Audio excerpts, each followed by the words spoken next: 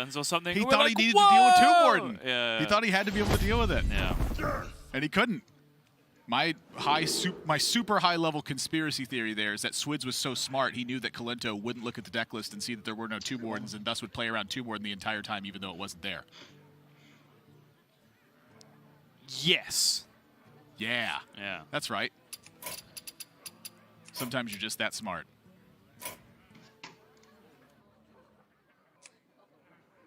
SliveName here, bunch of 3-drops, probably wants to hold on to at least a couple of these as they are just kind of the best chunky mid-range options, and he can go coin 3 into 3. Animal Companion Ursatron seems like the best way to do that, and that is just about the dream against Warrior, to be perfectly honest. Secret Keeper on 1, start getting the reaction train going, and then coin 3 into 3 and have Unleash the Beast to follow that up later in the game, which is your very best card apart from Hunter's Pack against Warrior when it comes to Zul'jin later on. Apologize for the tech issues that we're having here. Thank you for being patient with us as we get it sorted out.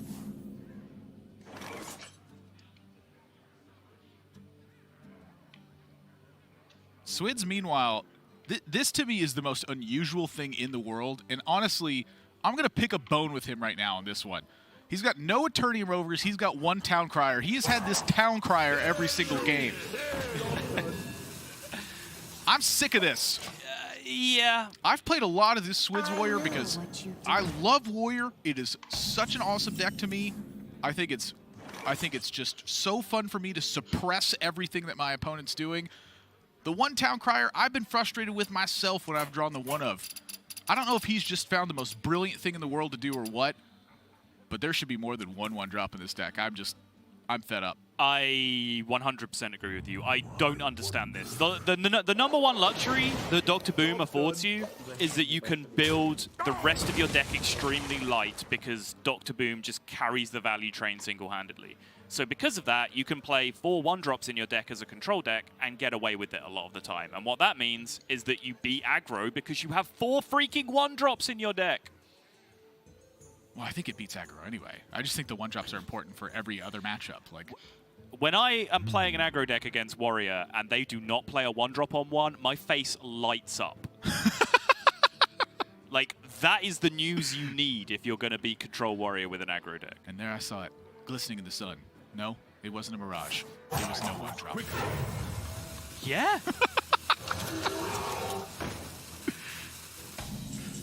It's a bright light. Oh. Now, again, we have to say this format does throw a lot of weird curveballs, and we are, still in the proceedings of just working things out week by week. But it might be that Swidz just has a read on there being very little, board-based early game aggro coming through from the opponents, in which case packing in all these extra late game clears, the Plague of Wrath, the Harrison, the Weapons Project, all that kind of stuff, extra insurance against Holy Wrath Paladin, just making sure he can go as late game as possible. Like, that's just what Swidz values, because that's the decks he's expecting to face against. Yeah, sorry you can't see the discovery here. Living Monument, Phantom Militia, Proud Defender are Swidz options. And honestly, though, as much as I just, kind of went in on Swidz right there, I do want to say 2 Frightened Flunkies. Number 1, super awesome. It does sound like you want to play a lot of cards in your Hearthstone deck, because 2 Frightened Flunkies, 3 or 4 1-drops is a lot of slots that you have to give up, and it does then mean that you are sacrificing the position. For example, the deck list that we were seeing in week 1 that weren't playing Harrison Jones and Weapons Project, which were then vulnerable to Holy Wrath Paladin, that could just kind of out-damage them through that way with True Silver Champions. So you do have to make sacrifices in certain spots. You can't just put 35, 36 cards in your deck. Yeah, that's a true story. Not that you would. No, even if you could. You can't. Even if you could, you absolutely wouldn't. That's it. You were opening up a big can of worms right there. I've played a lot of card games in my lifetime, and there have been times where it's like you literally just play like the 46-card deck when you can play a minimum of 40. And I'm like, this is so weird. This is right. Like, the deck is so powerful, you actually want extra cards so that you can run out your opponent of cards first. Like, that became a thing in some of the games I've played. It's really weird. Если я сделаю трейд не жадно, получается, пойду в лицо на 3. Это 3 урона как раз окупится, 3-1. That's unusual. Сейчас у него, если будет It is. перевод, он ничего не сделает, Not sure if you если guys are hearing this, but we're currently hearing SliveName talking to himself. So apologies for that one. We're working to get fixed as quickly as we can. It's very distracting.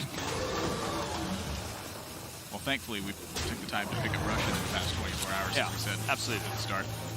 I mean, it wouldn't be distracting if I couldn't understand what he was saying.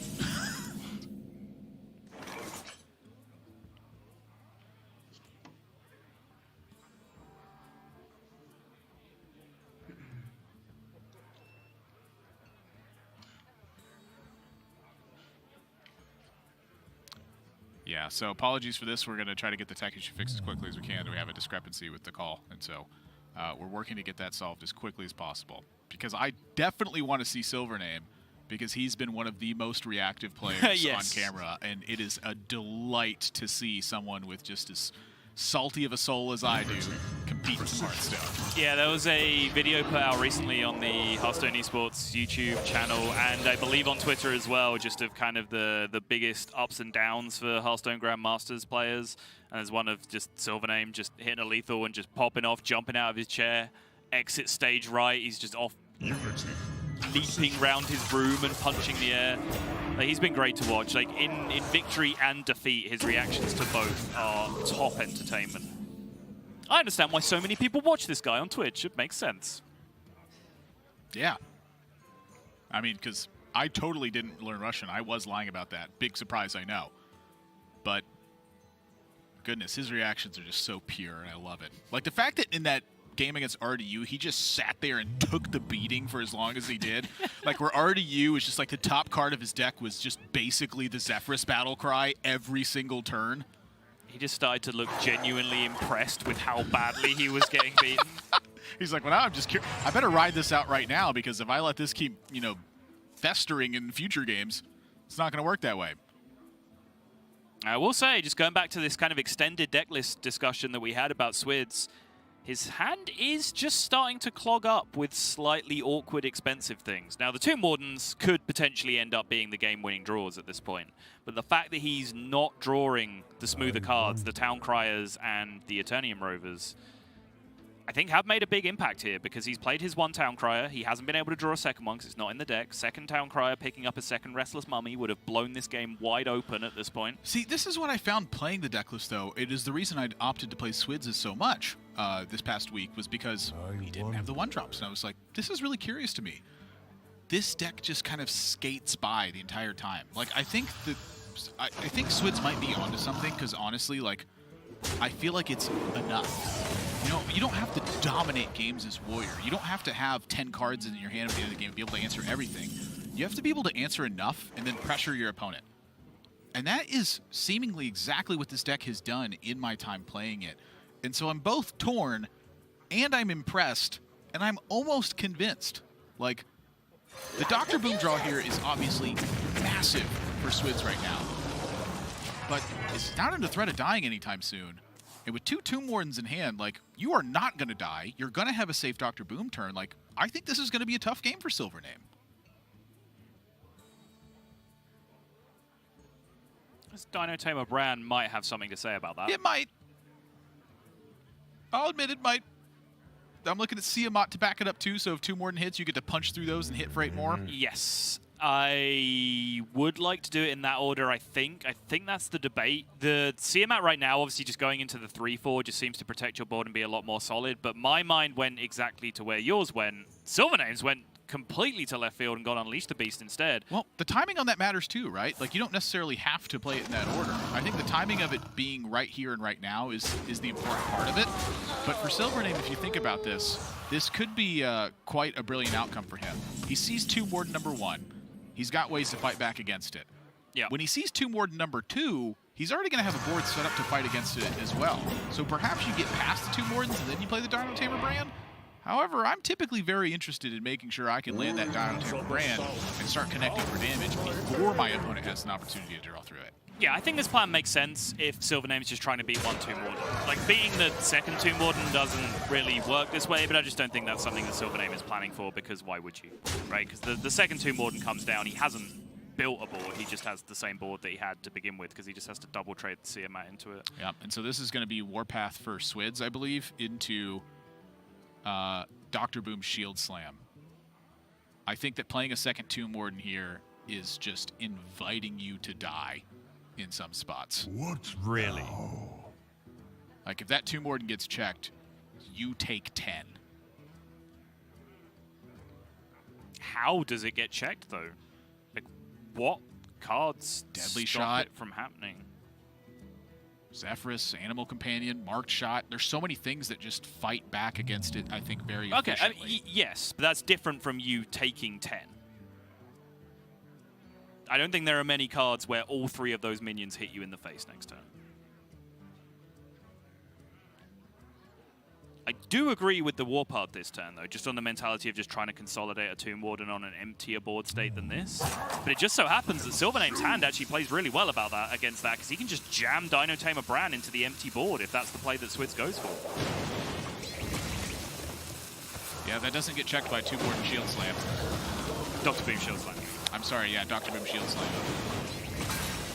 That is an issue for Swidz. I'll tell you what, when Hunter's got the goods, it's got the goods. Yep. 10 damage incoming if SliveName wants to seize it. And why wouldn't you? You'll find me wherever the You'd have to give me a lot of convincing to play any of these cards that aren't that hero. Woo!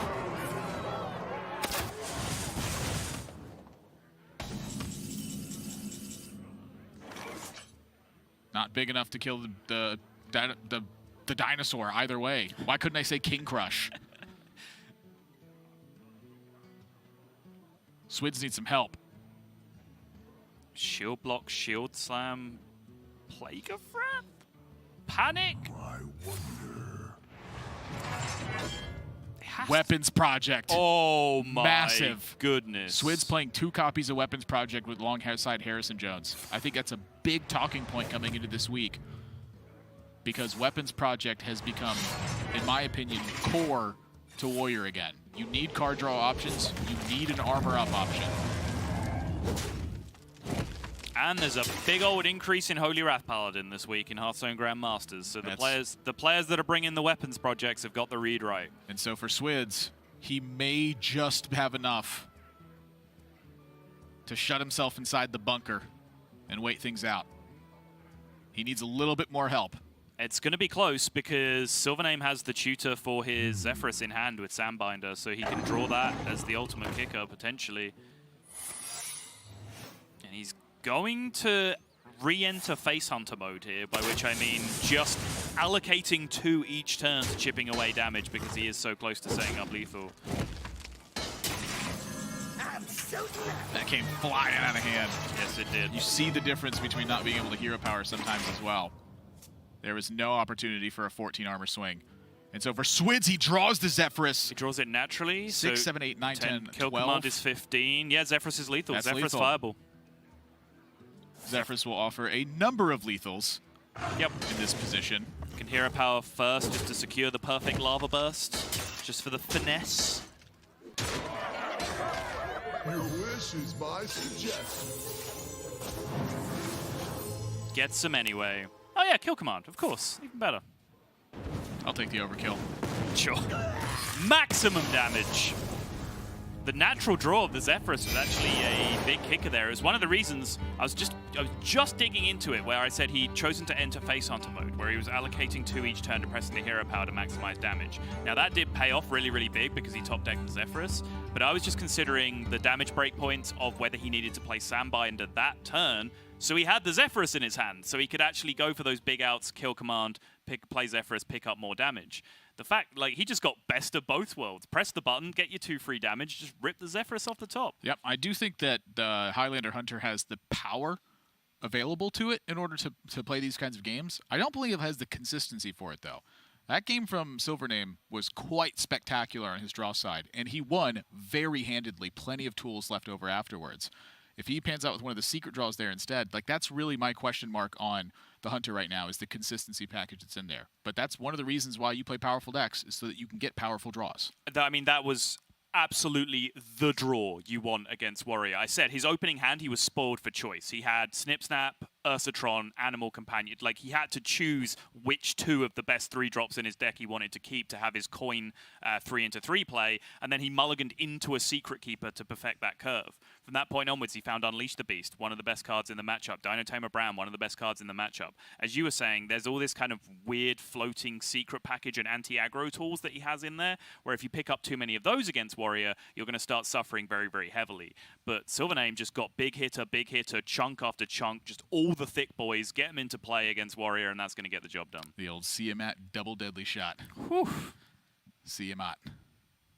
I don't know whose name's Who's Matt? Yeah. I guess it's one of the 2 Wardens. I don't know. Maybe it's both of them. Makes a copy of itself. Matt and Dave, the 2 Wardens. We got to go to a quick break. When we come back, we're going to be jumping into Game 2 of SliveName versus Swidz. You're watching Hearthstone Grandmasters, week number 3.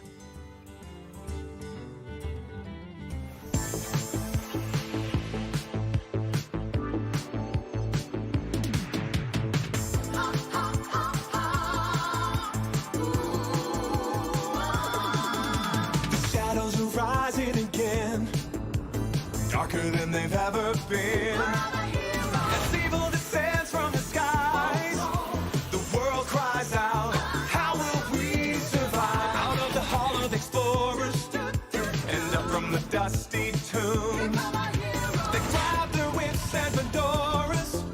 These legends of the past know exactly what to do. There might be magic monsters, mummies in the markets, and ancient mysticism. There's surely scorching deserts, adventure, monster of narcissism. High stakes think annihilation, obliteration of civilization. Now is the time to be brave. Evil's come to enslave, but this league's gonna save the world.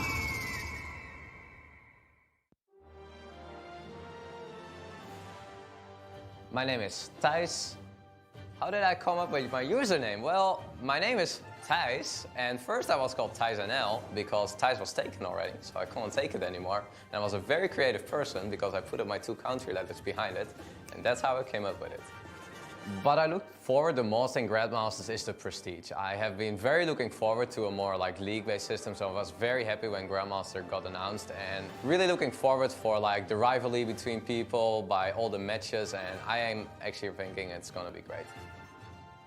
What makes me very unique is that I just really am very passionate about Hearthstone. Of course, a lot of fun comes also with winning, but for me it's also the engagement with the community and just like making people so happy sometimes by just like being on stream, being online, playing in a tournament. That motivates me a lot as well to just be there for the community.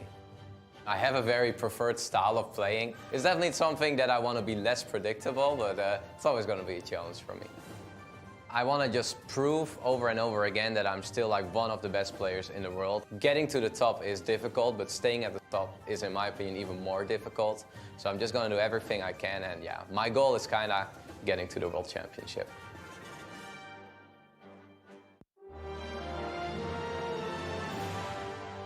My name is John Westberg. In game, I'm orange. How I came up with my username is really no interesting story about it. I just always really liked the color orange. What Grandmaster means to me, it means a lot of things. I've been enjoying these past few years like no other. It's been the best years of my life. But starting off from square one each and every year has certainly been quite brutal. But finally getting like some recognitions that like, hey, you guys are the top players in the world of this game. It really means a lot to me. It makes it so these past years of work has definitely been worth it. What I'm looking forward to most about the Grandmaster experience is definitely that I get to compete every single week against what is considered to be the absolute best players in the world. The thing I played most throughout the years has definitely been mid-range decks. A deck that takes on an aggressive role against slower decks and takes on a defensive role against the faster decks. To prove myself that I really make it among the best is if I make it to the global finals. It's a pretty big goal. It's going to be very, very hard. I think this might be it. I think this might be my time to really shine.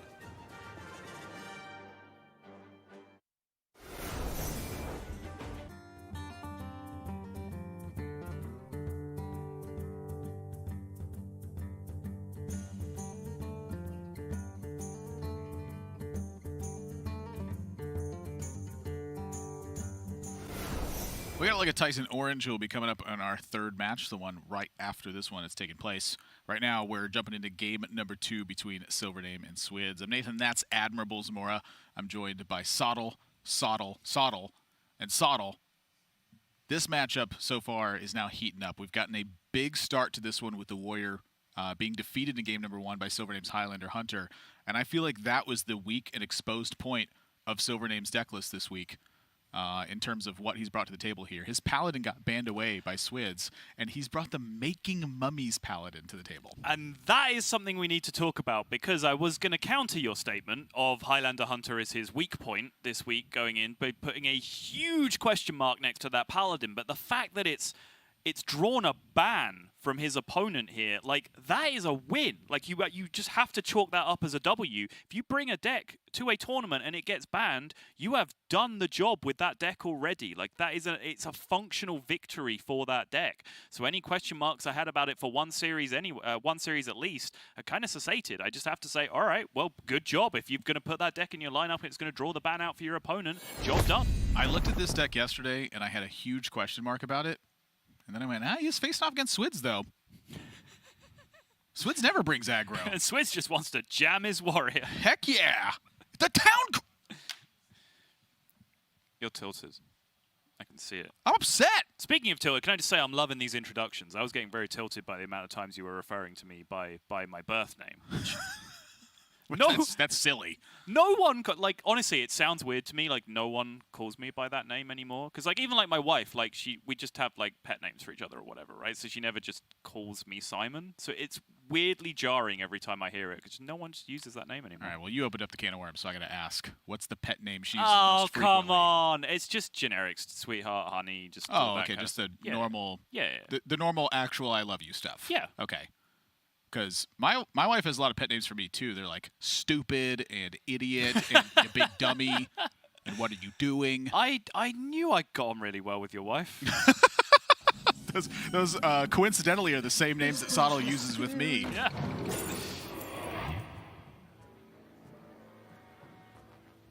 So buckle in. It's a Warrior Mirror match. SliveName is on Bomb Warrior for this one, so a bit of an accelerated endgame, but a lot of times you still end up going through the full list of 30 when you get to that point. To talk about SliveName's Bomb Warrior list a little bit more specifically, he does not feature an Archivist Lysiana. However, he does feature the kicker of an Azalina Soul Thief, which is something that can be quite a substantial difference in this matchup. It absolutely can, and it makes the opposing Elysiana an even bigger talking point in the matchup, because Bomb Warrior versus Control Warrior, or even Bomb Warrior Mirrors when they're playing Elysiana themselves, the Elysiana is the key card, not necessarily for preventing fatigue, but for eliminating, upwards of 20 damage from your deck when a bunch of bombs get stacked up there towards the end of the game. However, in this dynamic, the longer that Swidz waits to eliminate more guaranteed damage from his deck by waiting to the point where, he gets down to 6 or 7 cards left and 4 of them are bombs or whatever. That's not an uncommon scenario in the matchup. A lot of people will like to wait till that point and then play their Elysiana to eliminate it. If Swidz waits that long, SliveName's going to draw his Elysiana. Draw his Azalina, and then is going to be able to get himself an Elysiana from his opponent. Their names are just so similar. I know, it's very annoying. Yeah, let's just give him pet names. New deck and new hand. Sure.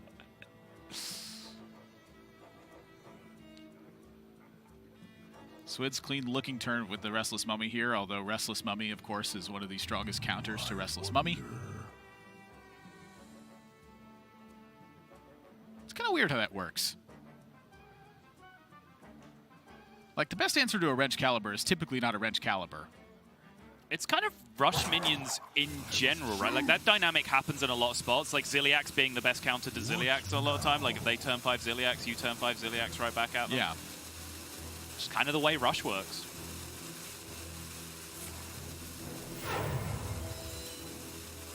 No tomb can hold me. I was wondering if Swidz was going to opt for anything else, but I just could not see anything else that made sense. This looked like a pretty clean mummy turn.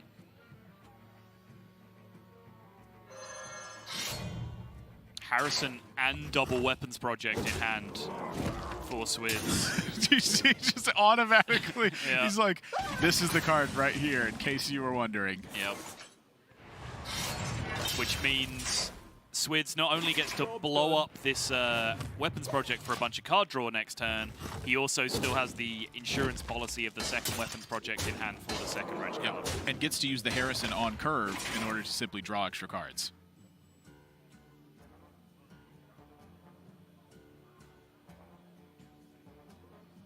When your opponent's playing Bomb Warrior, the dynamic of creating aggressive situations is much more important due to the aggression that's being put onto you. You have to have the tools to fight back. And drawing a bomb early on, good for Swidz. That's what he wants to see. That belongs in a SliveName already just a long way behind in this matchup now. First wrench caliber completely shut down, early aggression shut down. The one bomb that's gone in has been drawn, so his Blastmaster Boom is just neutered right now. It does have the Armadillo with a laser cannon on its back to buff up a 2 more, though. That's fair. And a Zilliax. Just got better. And, by the way, a Frightened Flunky. If we're just going to name cards, I can do that too. And by the way, why couldn't I think of an obscure card right there? Yes. War Golem. Search file system admirable for any taunt minion. No, failed. Yeah, I was just like, No search I was results. like, oh, I can't think of anything.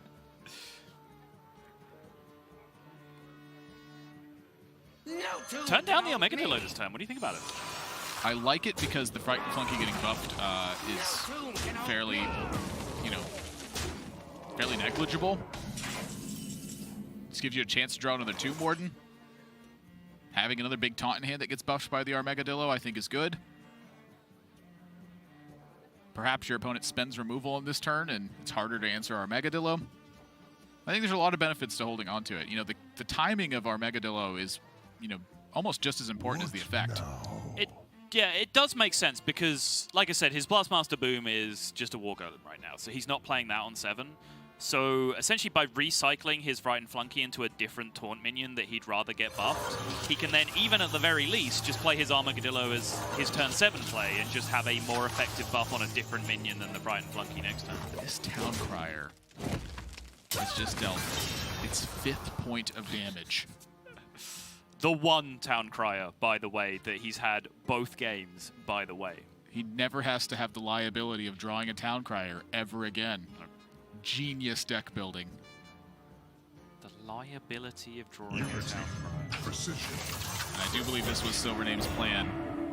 Part of foregoing the Armadillo as well is I think he's doing 2 things. Number 1, I think he's attempting to force removal from Swidz.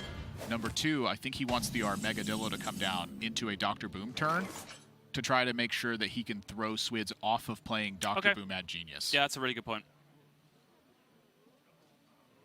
However, that is risking a lot of bad things happening.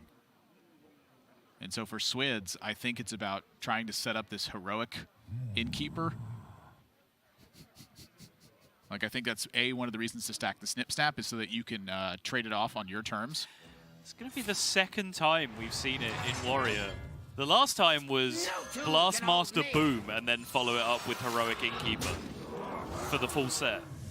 And now Swidz is just setting it up again. Keep the Town Crier around. He's done such a good job. He's a good boy. Just look at him. No! Oh, Town Crier, why? It just doesn't want any minions on board vulnerable to Dynamatic, I guess. It's 6 point of damage. That's the cap. Yeah. Rest in peace. And so this has to come down early, I think, as a response to the second Restless Mummy clearing out the board position too easily on Swidz' side. You can no longer afford to forego tempo plays. I think it's also just his last play in hand that doesn't have a significant sacrifice, right? Like if he plays the Warbear or the Tomb Warden, he's sacrificing the big buff that he gets on them. If he plays Dr. Boom, then that's just a War Golem, and he's sacrificing Blastmaster Boom. And same thing with the Clockwork, with the Alec even. He just kind of process of elimination, just had to play it. Light the fuses! This place is scary.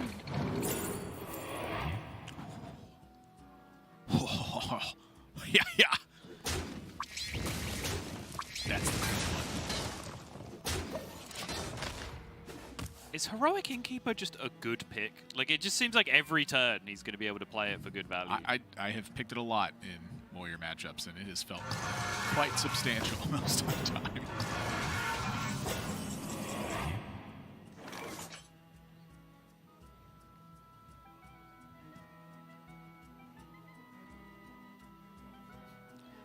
Swidz just like, well, this is a really good hand to buff up with Armageddillo, but what happens if my opponent just Azalenas my hand right now?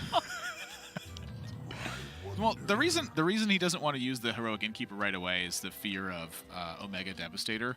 Sure. I think that the swing that, weirdly enough, I think the swing that Heroic Innkeeper could provide is dynamic, and so that's the reason I want to play it early. It's also just outside of the range of Omega Devastator right now. It would be at 12 health. Yep, 4/4 +8/8. And Swidz right now, he's not debating just this turn. He's visualizing like how this tempo swings back and forth. What does the ping pong look like if I go with one play over the other? I genuinely do think he's considering Azalina implications as well on every turn. Now that he's drawn Elysiana, he's like, well, if he Azalinas, he gets my Elysiana, but at least I can make it so he just doesn't get a giant handful of buffed taunted minions as well. In the end, he just says it's just too much value. Just got to go for it. Yeah, I want to see how this pans out because my feeling is still on the Heroic Innkeeper being a tad stronger in this situation. Oh my. No. Please, no. Do we have to talk about it again? No, I was looking at the missile launcher. Okay, good. That makes me happy. What now? Yeah, the Mecha'thun's impossible. He has a what's it called in this deck? An Azalina. That already negated the possibility. Right, yeah, you're absolutely right. Yeah, you act like I haven't played Warrior Mirrors like a million times. Think I don't know that? I wonder.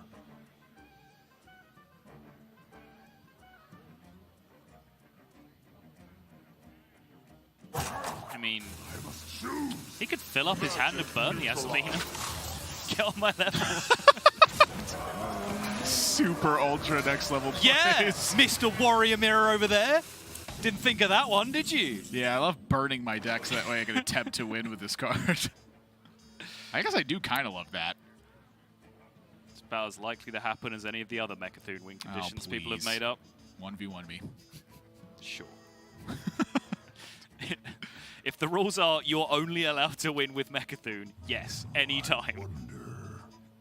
What if the rule is every time I'm offered Mecha'thun, I have to take it and then attempt to win with it? Yeah, no, Okay. yeah, that's what I'm saying. Yeah. Okay, okay. Because as a natural occurrence, that's just actually a disadvantage to you at that point, I think. Yeah. Save the best for last.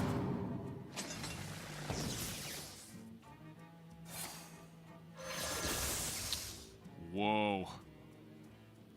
And then I think that Omega Assembly certainly lives up to what the Devastator just said on saving the best for last. I must choose.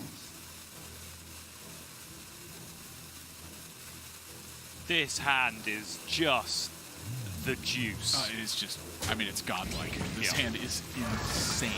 Unity. And you see the priority of damage on Swidz's side. This is something that you commonly find with strong warrior players. They favor opportunities to turn minions in play into damage to face. Even in some of the most inefficient situations. Now, the one kicker to that is that Swidz has expended a Ziliax to make this happen. And Ziliax is quite a vital tool versus Bomb Warrior. However, I think given the deck list that Swidz is putting together some pieces here and saying, I don't anticipate losing the board ever again. And I think he's right. And I think when he's also just hanging out at 37 and he knows that he's only getting hit in the face by one more Wrench Caliber swing and there's only one more bomb from Wrench Caliber going into his deck, all he has to account for at that point is Alec plus some Clockwork Goblins. What He just feels like he can beat the now? deck at this point. He's not wrong. Yep. Goal number 1 for Swidz right now is just don't get Azalina for insane value. Oh gosh, it's not gonna work. Abort! Abort! Like, Swidz, to my mind, now just has to play his cards and play aggressively. Like, recklessly spend these cards for whatever value he can get. Because if SliveName does not do the same, i.e. spend all his cards and then Azalina Swidz's entire hand, he's not winning. Mayday! He just took 12! Swidz is the control warrior!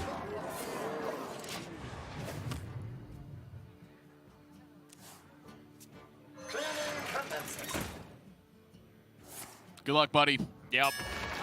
See you on the other side. Oh! Told you so. Yeah. Well played. He just concedes. He's like, I can't beat that one. SliveName hangs on to the Oh, with the charge Alec as in well. hand. Yeah, I think he's right to get greedy in this spot. He can't necessarily fault it. He needs to have like the really big push from this point onwards, and there's only that one weapons project remaining with 11 cards left in deck. Look, he needed to land Alec, Swing, Blastmaster, Boom. He needed to land that. Yep.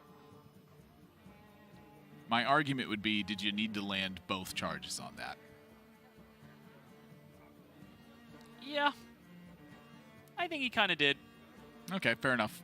Personally, I think like What you could even have gone now? like Alex swing on the next turn, then like play Warbear or something else from your hand, and then on the following turn swing again with Dr. Boom and get the full set. Or hold it for the other Alec that you draw. Sure. I mean, that would Yeah. be getting incredibly greedy at that point. I figured that was part of the plan. I don't mind him getting greedy either. I think he needed to. Yeah, I think what we're agreeing on is some level of greed was justified in the position that SliveName finds himself in, which is very, very, very far behind. Yeah.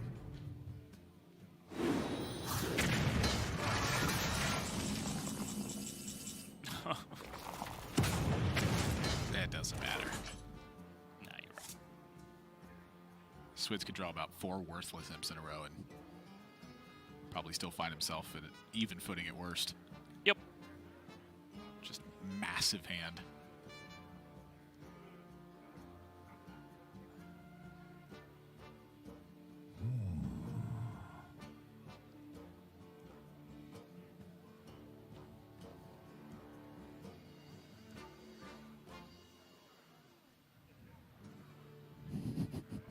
It's ended up not looking quite so good.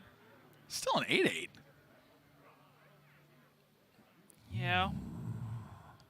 But it costs 8 and it's being buffed. Like, that's not impressive. In the words of Shania Twain, Admiral, Whatever, that don't impress me much. whatever way you get the job done. Yeah, fair enough. Still looks like a mountain giant to me.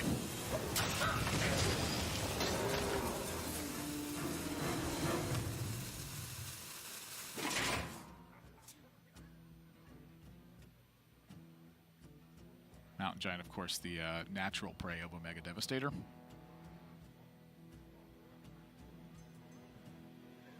And buffed 2 more than the natural prey of buffed Amani Warbear. Ah, yes, the Hearthstone food chain. Everything the natural prey of Priest. Is Zephyrus at the top of the food chain? No. No? Well, he just gets to kill anything. Sometime. I mean, Yeah. he really is a big fan of like Defender of Argus and Tyrion and stuff. Good old Brightwing. That's a perfect card.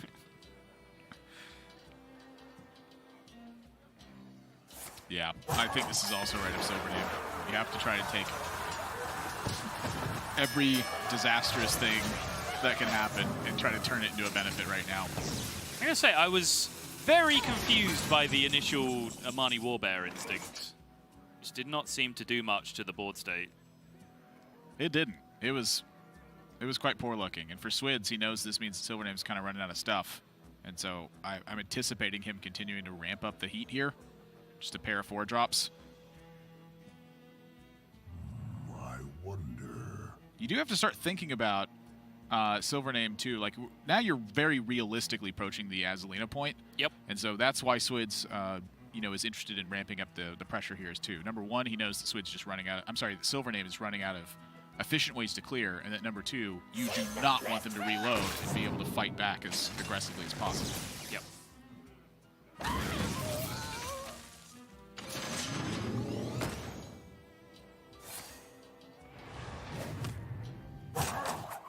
must choose.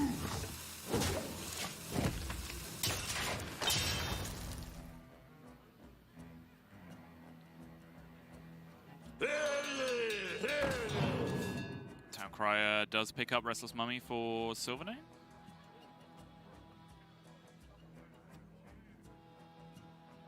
It looks like he's opting to Restless Mummy here as well over the Warbear, which, again, I'm a little surprised about. No tomb can hold me. I think you're genuinely just concerned about getting clocked for 4. If you're going to use the weapons project for that, though, my head goes to the Warbear. No tomb can hold me.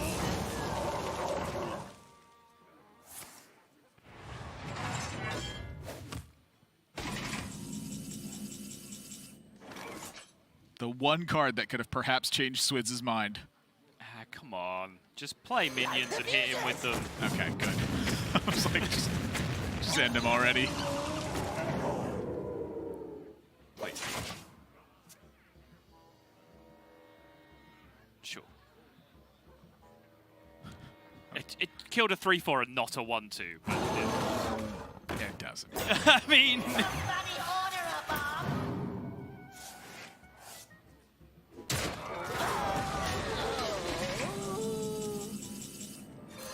I'm so tough. This is just way more lopsided than I thought it was going to be. Look at that. You go face every single time you have an opportunity to. It honestly is just the right thing to do. Like, so often I have found that trading with Warrior just feels bad. And look at the timing.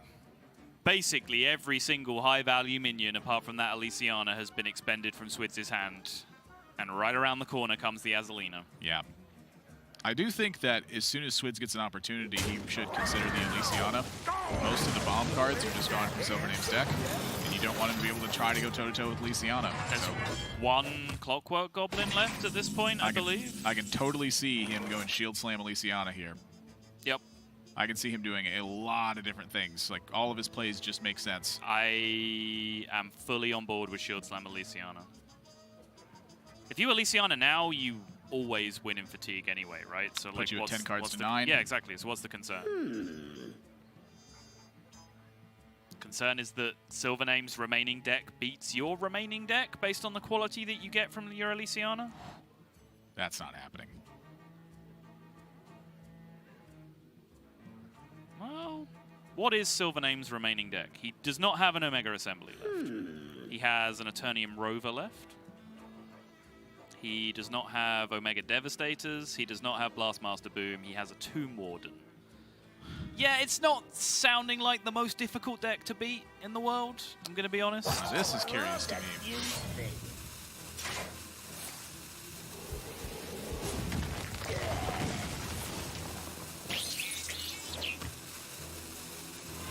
Well, we might just be settling in for a slightly longer game than we were expecting. We will see if SliveName can even survive this long. I believe that now draws nothing, which makes it a pretty perfect draw for SliveName in this spot. Yeah, the three drop slot in Swidz' deck is non-existent, so I think I'd like to see SliveName just load up the 1-2 as well. Yeah, you just play a 1-2, right? Pretty sure. What now? Well, Soul is in my hands. one bright, shining, golden piece of good news there for SliveName. I don't know whether it's enough. Yeah, that's going to be the question here. I don't think it is enough because of the life total discrepancy. Even though SliveName will be technically ahead on fatigue the entire step of the way, even if they were to just kind of go toe-to-toe at this point, the life discrepancy is the bigger deal, where even that 3-card difference is going to mean that Swidz has the life total to make it up. It means that SliveName has to panic against like every minion that Swidz plays, essentially, whereas Swidz can just afford the luxury of stretching out his resources further, which in a resource battle is enormous. It means he can just get more value out of his cards and just incrementally build up card advantage over the last few cards of the game.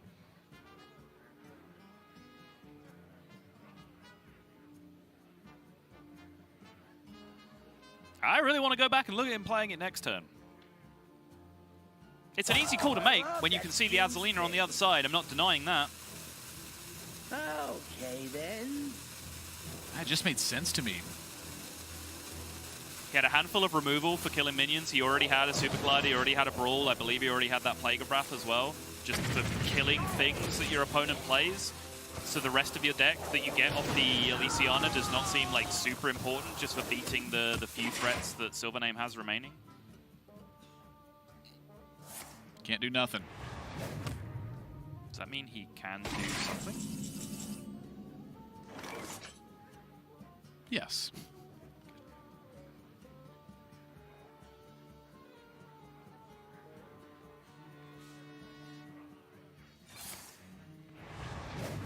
Swidz Not doing nothing. Does himself have a 2 Morden remaining, which might be encouraging him to hold on to this Armadillo?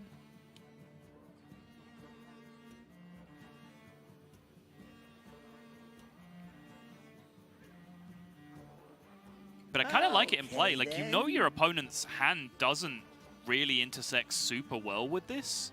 I guess they do take 4 if they want to clear it. Yeah. Have to spend their whole turn, skip their hero power, and take 4. Or spend a Plague of Wrath. I'm just thinking, what's the rush? Just kind of like having it in play. Fair enough.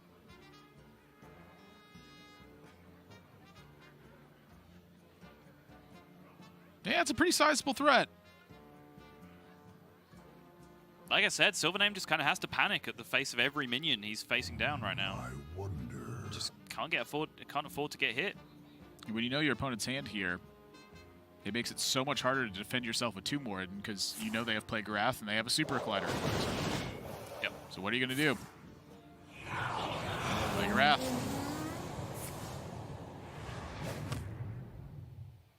And like, if he doesn't suck out the Warpath and the Plague of Wrath there, it doesn't matter how big his 2 Mordens get. They're just going to get Plague of Wrath later in the game anyway, so why wait for the buff? I think that just makes sense from Swidz' side. Not a good Omega assembly. Nope.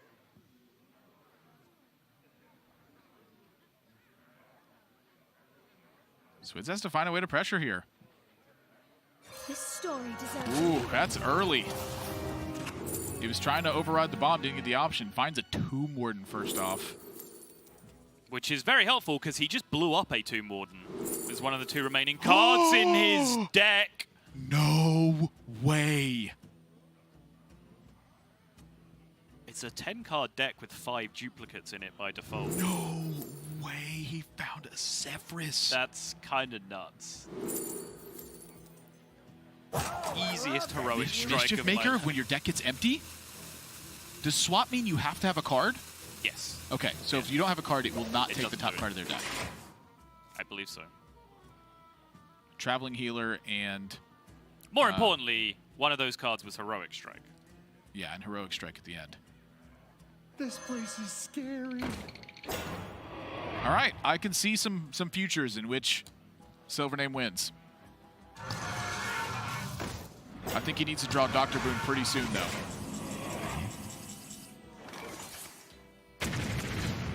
Yeah, you knew the Plague of Wrath was there. I don't know about that one. Dies immediately. I can see some worlds where SliveName wins. Hard cut, smash cut, smash cut, dies immediately. I went and I was writing down the cards, I was looking at the outcomes, and I looked up and saw he had played the 2 Morden, and I was like, That's not how you win that Like, one, as though. you said that, I like looked over, I was like, he has 2 Zephyrs, 2 Heroic Strike in his deck. He has a 7/7 on the board, and his opponent is at 10 or 12 or whatever it was. I'm like, I don't know about that call, Chief. I was writing down cards, and I started to go He through was. iterations on paper, and I was trying to visualize the perfect outcome that happens for him. And That is a instead, very versus a genuine Plague of Wrath excuse. with a Kaboom out, he just goes, hope he doesn't see this one. Like, granted, you'll go to 4, because you don't know Heroic Strike is there. There's no way for him to know that. And Swidz, even if he did, Swidz has a 20% chance to draw it only. Yeah. I just feel like this is another opportunity for you to take the 50-50 brawl. Like, you've already taken all the brawl risks up to this point. Why not take another one? Yeah, I can see it. Generating it into the Kaboom Hero Power when you still know your opponent has a Plague of Wrath, right? Because it's the same one that you used on the previous turn does indeed look very fishy. But even without that line, I struggle how on 10 health, 12 health, even with the extra 7 that you get from the Dr. Boom taking you up to 19. I don't know how you're beating 2 Zephyrus in that He was position. at 13. Yeah. If he wins that brawl, he goes to 15. Who's at 13? Yeah, okay. And then you have Warpath and Tomb Wardens. I think that's winnable. All right. I think you risk that 50-50 brawl. I think you are absolutely right on that part, yes. I want to know the play. I want to know what Yarla thought the play was there. Okay, yeah, fair enough. Yarla's the best at brawls in those situations. And so Swidz wins with his Warrior. It's now out of contention here. And that means that for SliveName, he's got Bomb Warrior and Quest Druid to battle with. And against Swidz, it means that Quest Druid and Combo Priest are his 2 options. And Combo Priest versus Warrior, not so good. However, I do think that his Druid has game versus both of these. You're facing a mirror match, and you're facing Bomb Warrior. So he got pinned. He couldn't play Priest this series. Yeah, I would have expected to see him go with the Druid as well. Yeah, I think you're right. It's weird to see that like Priest started off in a poor spot going into this game number 3, but it kind of did. Maybe SliveName's lineup here actually starting to make some sense. Maybe I just don't see the Galaxy Brain line with this lineup that he brought. I mean, it has to be purposely thought out for Swidz, right? How's he going to beat Making Mummies?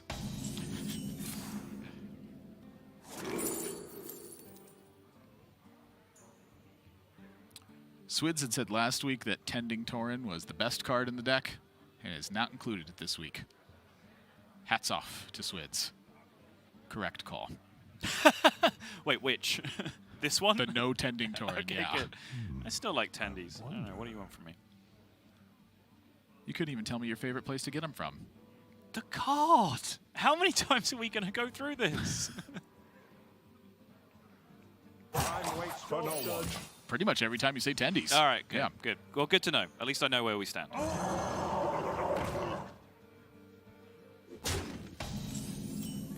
The Nightmare Curve. Swidz is about to get some bad news. He is about to take a real beating. Have you played much Bomb Warrior this season, like this expansion, this patch? I have not, actually. Okay. Because I have not either, and I have also not played against it, and it's not a matchup that I've tested or have a lot of experience with. Obviously, Druid favored it against Control Warrior. I was wondering how much bombs really change the equation. I know the answer is some amount. I would just like some kind of indicator as to how big that amount is. Yeah, my guess would be whatever amount it is you draw early starts like this. Yeah. Because there's more bad news coming. Yeah, magnetize once, and then magnetize potentially again on the following turn just to continuously push damage. Ziliax into Snip Snap. So the fear here exactly for SliveName, Starfall and Oasis Surger. So make yourself strong to Oasis Surger, and then follow up with the Snip Snaps. Starfall just doesn't really do anything. Precision. Exactly. Yep. You got that one checked with the Ziliax regardless of where you put it. The Oasis Surger checked in this iteration here. Swidz has to respond. Yep, because playing the Ziliax where he did means the Oasis Surger, just both of them have to suicide into a 6/4 if that's the play from Swidz. If he puts it on anything else, they can pick up value trades at least. It feels super bad, but honestly, you cannot let that survive. Nope. Swidz knows this. Don't leave those up or you die.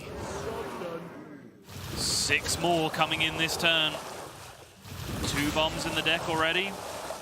Blastmaster boom drawn. Oh boy.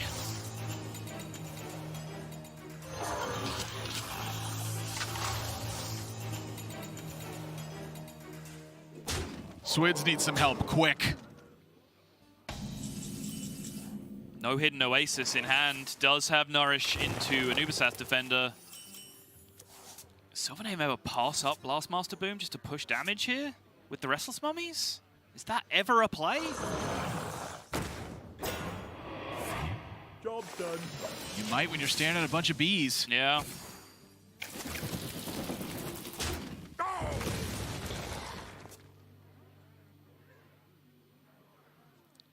It's just so awkward. You spend 7 on a Restless Mummy, essentially. I think it's right. Really? Like, I want to use Warpath, and I want to play Restless Mummy. And the reason I want to do that is because I want the Blastmaster Boom to have a big impact. You are free to just risk it, though. I think this is just too much pressure. Like, there's nothing wrong with this. Like, you have a Warpath in hand. You can just detonate all these boom bombs next turn. He's dead. There's no way you win through that. I don't think there was any way you won before. You would Starfall and have all the bombs hit your bees. Fair And enough. you'd be at 11. Like, maybe there's something there then. You just Yeah. took 5 after they played the Blastmaster Boom. Yeah. What to do?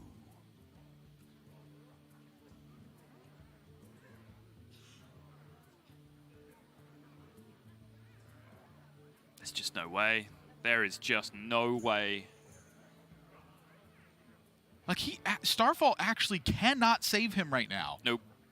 What to Even if all the boom bots did the worst possible thing that they could do right now. He is still dead on board. He'd have to play Zephyrus and have that soak the 4th bomb exactly. So Zephyrus, 2 bombs hit Zephyrus for 1. Yeah. This is my suggestion. Make sure you get the chip in for 3 because you got to play to the perfect outcome. You got to let the game know Yeah. and hope. And then, by the way, he's alive by 1 in Yeah. that dream scenario. And hope is the smallest of shreds right now. Spoilers, Swidz dies here. Hang on. Okay. Never doubt me. The spectator client